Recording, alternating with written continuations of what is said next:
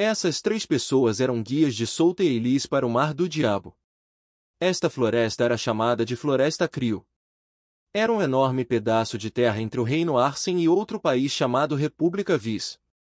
De acordo com as informações, no centro dessa floresta, havia uma lagoa gigante de gelo. Tudo dentro daquele lugar era feito de gelo e ninguém podia se aproximar por causa da baixa temperatura. Algum de vocês já visitou esse lugar antes? Souta perguntou. Só vi de longe. Não consegui me aproximar, pois poderia morrer de uma temperatura intensa.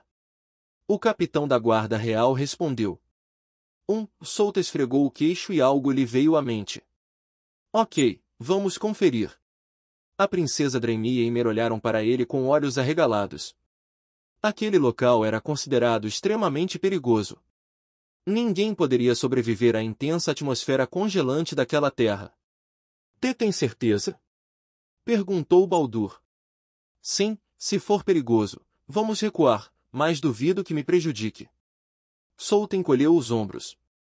Eu entendo. Baldur assentiu. Eles não sabiam o poder de Souta ou Elis. Eles só sabiam que ambos eram fortes, fortes a ponto de poderem rivalizar com os maiores especialistas deste mundo. O Reino Arsen era um dos mais fortes, mas definitivamente não eram os mais fortes. Eles provavelmente estavam no top 10 ou top 9 e a diferença para as forças acima deles, especialmente aqueles no top 5, era enorme. Vamos ter cuidado.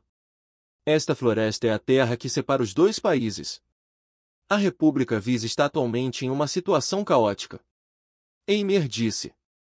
Já faz um tempo que entramos nessa floresta, mas ainda não encontramos um único monstro. É estranho. Disse a princesa Draimi enquanto observava os arredores. Eimer e Baldur não puderam deixar de concordar com suas palavras. Souta olhou para eles e não explicou. Na verdade, já deveriam ter encontrado dezenas de monstros, mas fugiram depois de sentir a aura de Souta. Seus instintos estavam dizendo que Souta estava no topo da cadeia alimentar. Roar! De repente, um rugido ressoou pela floresta. Elis e Souta levantaram a cabeça na direção de onde sentiram que o rugido estava vindo. Falando no diabo, apareceu um monstro. Baldur disse tristemente enquanto puxava uma espada gigante em suas costas. Ele ficou na frente para proteger a princesa Draimi. Eimer brandiu as 2 espadas em sua cintura enquanto se preparava. Souta levantou suas sombras como uma sombra apareceu acima delas. A figura caiu no chão fazendo com que a poeira disparasse. As intensas flutuações de energia se espalham cobrindo várias centenas de metros em um instante. Souta olhou para esse monstro. O monstro era como um leão com pele preta brilhante.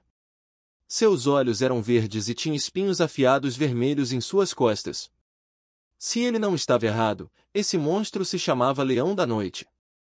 Era um monstro territorial e destemido. Atacaria qualquer um que entrasse em seu território.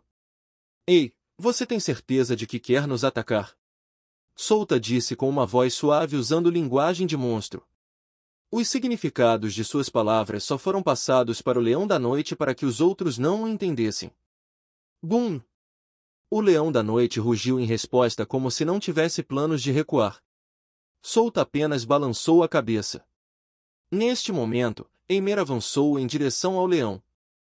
Baldur o seguiu e os 2 lutaram contra o Leão da Noite. Bum! Bum! Bum! Souta, Elis e a princesa Draimi assistiram à batalha de fora. Bum! Bum! A batalha não durou muito tempo, pois Eimer e Baldur acabaram com a vida do Leão da Noite em apenas 1 minuto. Um monstro na metade do 3º estágio morreu assim. Era um monstro feroz, infelizmente enfrentou alguém como o capitão dos Cavaleiros Santos e o capitão da Guarda Real, ambos homens experimentaram inúmeras batalhas. O grupo não saiu imediatamente. Em vez disso, removeram algumas das partes valiosas do Leão da Noite, assim como o orbe de monstro. Depois disso, continuaram sua jornada. Logo, a temperatura ficou baixa. A névoa branca cobria o chão que estava cheio de gramíneas feitas de gelo. Até as árvores ao redor eram todas feitas de gelo. Havia estátuas congeladas por todo o lado. Essas estátuas eram monstros e pessoas que foram congeladas ao entrar nesta terra perigosa. Se você andar reto, encontrará a lagoa congelada, disse Baldur. Isso, Souta olhou para baixo enquanto abria e fechava a palma da mão repetidamente. Isso é adequado para pessoas que têm afinidade com gelo, disse Eilis. Sim, Souta assentiu com suas palavras.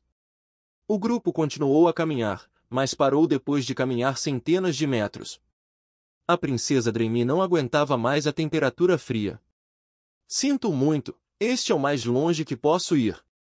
A princesa Dreimi pediu desculpas. Mesmo que tentasse se proteger com sua mana, era inútil nesse ambiente extremo. Souta olhou para Baldur e Ymer antes de dizer, fiquem aqui e protejam a princesa. Vou lá com a Eilis. Baldur e Ymer acenaram com a cabeça para suas palavras. Não havia nada que pudessem fazer. Mesmo que não morressem, a energia fria ainda os afetava um pouco. Souta e Eilis avançaram. Souta pesquisou seus arredores enquanto se perguntava por que as outras criaturas naquele lugar não estavam se mostrando. Com o alcance de sua habilidade, podia sentir que havia pelo menos 30 criaturas aqui além deles. Talvez estejam dormindo. Afinal, é bom dormir em um lugar frio. Ele não se incomodou. Ele detectaria se alguém tentasse se aproximar dele ou do grupo da princesa. Depois de alguns segundos andando, a atmosfera fria aumentou a um nível intenso. Não havia nada além de gelo puro aqui. Não havia sequer um grão de poeira, pois quase tudo estava congelado. Eilis não teve escolha a não ser usar sua mana para proteger seu corpo de qualquer dano. Souta olhou para cima enquanto podia ver fragmentos de gelo flutuantes. Estava suspenso como se estivesse preso a alguma coisa. Até algumas partes do espaço estão congeladas. Souta de repente estreitou os olhos. Uma das criaturas que ele sentiu o sangue se moveu ligeiramente. Também liberou energia intensa que deixou a atmosfera mais fria. Você sentiu? Souta perguntou. Sim, Eilis assentiu com suas palavras. Isso é um pouco interessante. Vamos conferir. Souta sorriu amplamente. Os dois caminharam mais até chegarem à chamada lagoa congelada. A atmosfera aqui era simplesmente inacreditável. A quantidade do elemento gelo no ar era tão alta a ponto de até o tempo ter diminuído. Claro, Eilis e Souta não foram afetados, já que seus corpos atingiram um estado mais elevado. Mas os peixes azuis na lagoa estavam se movendo lentamente, claramente afetados pela lentidão do tempo. Souta pegou um pedaço de gelo no chão antes de soltá-lo no ar tudo. O tempo que levou para o gelo pousar no chão foi de 6 segundos. A altura era de pouco mais de 1,5 metros, mas ainda levava 6 segundos. Interessante, Souta sorriu ainda mais. Ele focou sua atenção na lagoa. Havia uma pequena planta com um fruto branco do tamanho de um polegar pendurado nela. Além da planta estava uma criatura humanoide com pele azul clara. Essa criatura tinha um pedaço de gelo cobrindo seu corpo. Tinha longos pelos brancos, um chifre branco saliente de sua testa e um par de olhos azuis puros. Souta, é isso. Eilis estreitou os olhos. A criatura não estava se movendo, mas se podia sentir claramente a pressão vinda de seu corpo. Um monstro no quarto estágio chamado Dama do Véu de Gelo, Souta disse-lhe. Dama do Véu de Gelo era uma evolução do Booslo congelante. Era um monstro que só tinha do gênero feminino. Este monstro sequestrava outros monstros masculinos e os estuprava, antes de comê-los como uma nutrição para suas crianças. Mas ao chegar ao quarto estágio viraria um monstro diferente. Eles eram muito mais inteligentes do que qualquer uma das espécies inferiores, exceto dragões que nasceram inteligentes. Ei, posso levar essa fruta aí? Gostei bastante dela. Disse Souta. O monstro lentamente virou a cabeça e olhou para Souta e Eilis com olhos azuis claros. Um pedaço de véu branco cobria seu nariz até a boca. Ela parecia linda e sedutora, mas Souta sabia que essa dama era um monstro extremamente poderoso. Não, você deveria ir embora da minha casa. A dama disse num tom frio.